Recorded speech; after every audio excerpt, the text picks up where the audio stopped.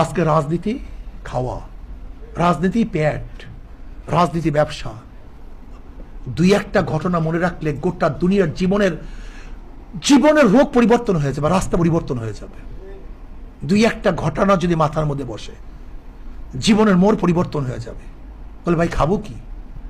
আজকে রাজনীতি খাওয়া, রাজনীতি পেট, রাজনীতি ব্যবসা। রাজনীতি কি ব্যবসার জন্য না খেদমতের জন্য? বলে এতদিন খায় নাই তো এর জন্য সুযোগ দিয়েছি খাওয়ার জন্য।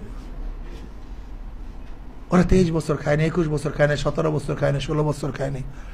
ওই আওয়ামী লীগ ক্ষমতার আসার পরে শুনছিলাম যে 21 বছর খায় নাই, এখন শুনে যে 17 বছর খায় নাই। এটা কি খাওয়ার জায়গা না খেদমতের জায়গা? আশ্চর্য বিষয়। এটা কি খাওয়ার জায়গা না খেদমতের জায়গা? তো আবু বকর রাদিয়াল্লাহু আনহু কাঠিনা রওনা করছেন। বলে খাবো কি ভাই? বলে আসেন বাইতুল মাল থেকে আপনার জন্য কিছু ভাতা বরাদ্দ করি।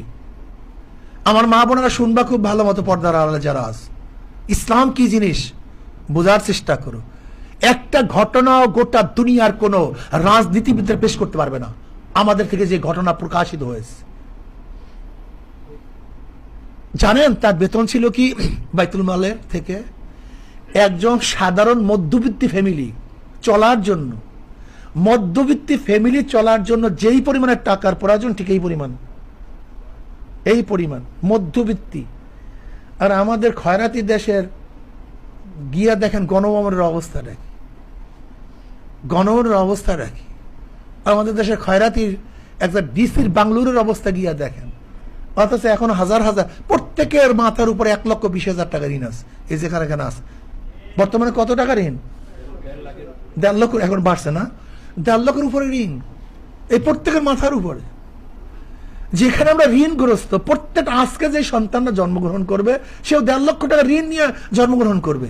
সেখানে দেখবেন ডিসির একটা বাংলুরের অবস্থা কি, একজন সচিবের অবস্থাটা কি, একজন সচিবের পিছনে একজন ডিসির পিছনে কি পরিমাণ, আল্লাহ ওরে খোদা রে, কি পরিমাণ যে খরচ করে বিশ্বাস করবেন না।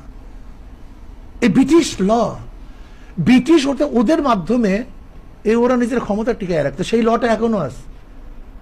ওদেরকে এমন ভাবে প্রশিক্ষণ দিছে, ওরা সরকার বাস পিটাইয়া ফুটাইয়া আবি যাবে কইরা আমার সরকার গড়ি টিকায় দাও। যাই হোক, এই কথাগুলো বললে আবার ওরা ঠেইপে না কি চিন্তা করে হুজুর আছেন ক্ষমতায় না আসে, কোন ঝামেলায় পড়ি মিয়া, কথাও বলতে পারি না।